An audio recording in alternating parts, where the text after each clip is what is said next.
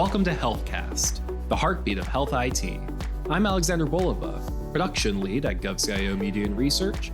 With me today are managing editor Ross Gianfortune and staff writer researchers Jayla Whitfield and Nikki Henderson. Hi, everyone. Hello. Hi. Hi, Alex. We've covered AI here on HealthCast in bits and bobs, but we haven't had a dedicated conversational episode on the topic. So we're going to take today's episode to really dive into what AI means specifically for public health. I think we have a pretty good sense of how we're using it with ChatGPT, how your niece or nephew is using it to write essays at school. But how is this actually applying in a practical sense from a healthcare perspective? So we're going to start with an overview of AI at various health agencies, followed by an examination of specific use cases. And rounding it out will be a little forecasting from Ross about what's ahead in this space. But let's get started with Jayla. Jayla, can you talk us through how AI is being used at various health agencies, giving us a bird's eye perspective? Yeah, of course. Well, emerging technologies are having an overwhelming impact on patient care and health service delivery. For many government and industry leaders, artificial intelligence is top of mind. And when we break down what agencies are using it and how, it's several agencies actually.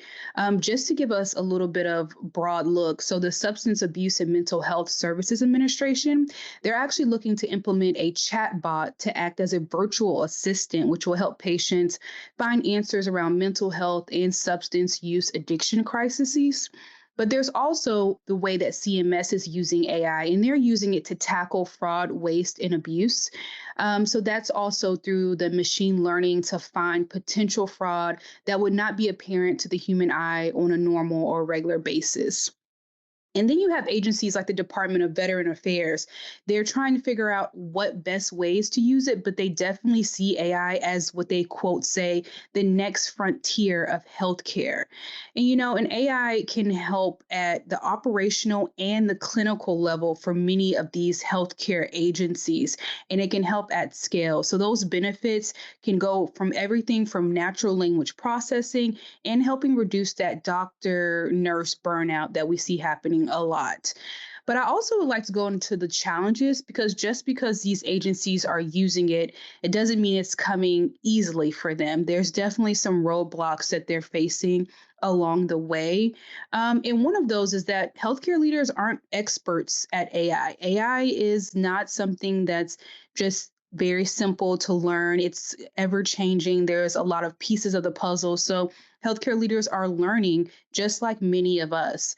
In addition, the adoption of AI and the amount of experimentation that has to take place is overwhelming. It's not just a one size fits all for every single agency. So every agency has to really tap in and see how they can use these resources best for them. And then it comes into the investment of AI, the funding.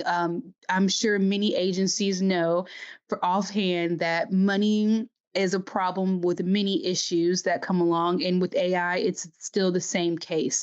There needs to be a huge investment in this in order to see what could really come from it. And then lastly, I would like to talk a little bit about the cybersecurity threats that come from AI. In healthcare, it's really important to protect the patient data, but AI is something that can increase those cybersecurity threats that the healthcare ecosystem already faces on a daily basis. So that's something that experts are also concerned about. But definitely, as all these challenges exist and as agencies start to implement this, there's definitely more good that outweighs the bad. So I'd say agencies are definitely getting their feet wet, and they're working to use AI at the best of their ability. Thank you, Jayla. That was a great overview. Now that we have that bird's eye view, let's narrow down a little bit and look at a specific use case at the VA. Nikki, can you tell us a little bit more about how AI is being used at Veterans Affairs? Yes, it's a very exciting time at the VA right now. It's interesting to see the role that artificial intelligence is playing when it comes to improving healthcare for veterans around the nation. According to the VA, 9 million veterans are receiving enhanced treatments and other health benefits thanks to AI. And it's also interesting, they had a recent study that showed some component of AI is actually being used at more than 100 VA medical centers right now. So that's really amazing. Recently, at an AI summit in Washington, D.C., the Assistant Undersecretary for Health for Discovery Education and Affiliate Networks, Dr. Carolyn Clancy, she talked about how AI is relatively new, but they're putting the technology to work for veterans and, most importantly, for their employees. Clancy said that the VA is currently applying 6 key principles of responsible AI, and I just want to highlight them for you real quickly. AI must be purposeful, doing no harm, and not sacrificing efficiency for accuracy and safety. AI must be effective and safe, with all systems designed and monitored to ensure accuracy and safety. AI must be secure and private, with built in resiliencies against vulnerabilities and focused on ensuring privacy and data. AI must be fair and equitable. AI must be transparent and explainable. AI must be accountable and rigorously monitored. So, those are the key principles, like I said, that the VA is focusing right now and applying ethical, responsible AI. Clancy said not only is AI showing a lot of promise in areas like cancer prevention, as well as treating and diagnosing cancer, which is huge. Clancy also talked about how AI is helping to build those clinical decision support tools for conditions like chronic pain and kidney disease. It's also aiding in the areas of cardiac and vascular surgery and image based tools for things like radiation. So, overall, AI seems to really be helping to bridge the healthcare gap for veterans and providing them with the best outcomes and giving them just a great quality of life. And how wonderful is that to have a technology like AI be so beneficial to people who have sacrificed so much for their country? So, it's really an amazing thing. Thank you, Nikki. So, looking ahead at the future of AI in public health, what should we be looking out for in terms of how it could potentially be used? And maybe more importantly, what challenges or concerns should we be aware of so that we can tackle them preemptively? Since, we are dealing with real human lives in this AI application. Ross? Well, so as Jayla mentioned, there isn't a one size fits all solution for AI for any agency or set of agencies because AI is a tool just like any other tool, and its adoption needs to be tailored to the needs of any particular agency. But I think it's fairly obvious that AI is definitely going to become a part of agency operations, even though it is still fairly new in government. So, because of that, it needs a lot of oversight by people.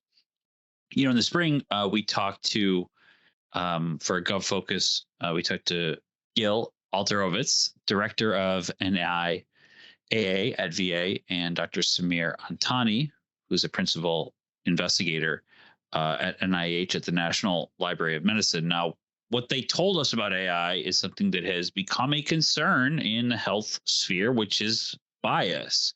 And AI is not above that. I know that's sort of been a common refrain, I think, by some of the most enthusiastic cheerleaders about algorithmic processes and things like AI and machine learning, is that it's not biased. It doesn't have the same kind of bias that you or I have by its common experiences, but the common idiom goes garbage in, garbage out. So if you have a biased process or a biased algorithm, or more importantly, if you have bad or biased data, the results are going to be pretty biased. It's going to be inherently untrustworthy because you have these sets of data that may have been acquired improperly.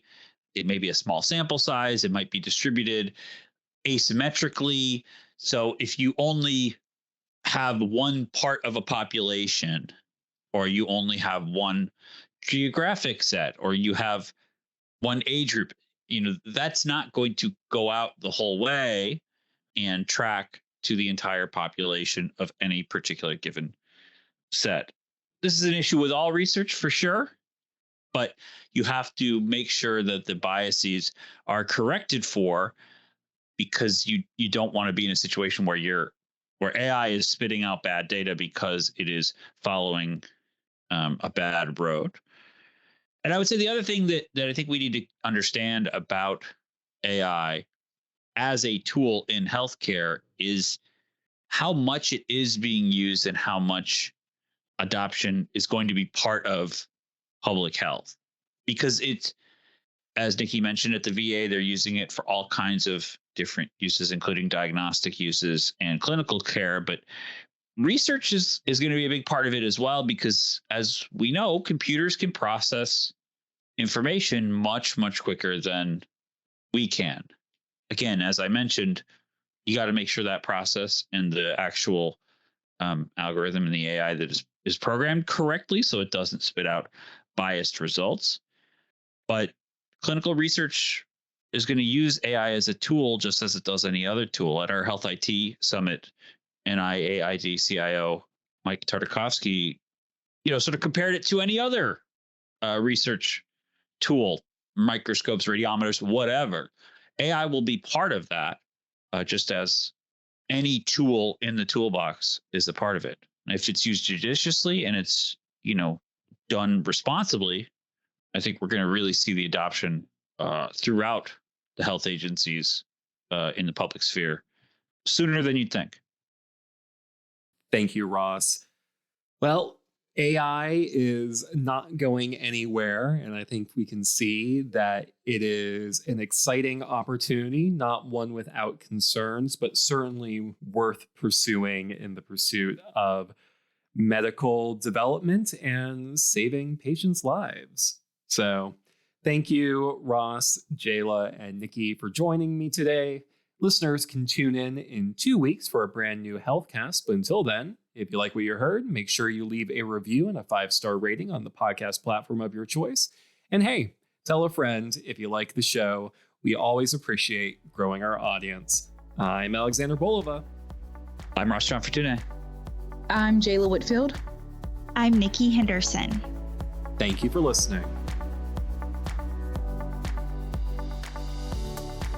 HealthCast, along with GovCast and Cybercast, is a production of GovCIO Media and Research. For more podcasts and to check out the other shows, head to govciomedia.com. Watch out for new episodes released every Tuesday and Wednesday across our shows. You can follow all of them on your favorite podcast platform. And if you like what you heard, make sure to let us know by leaving a review. And if you have any topics you think we should look into, contact us at newsletter@govcio.com.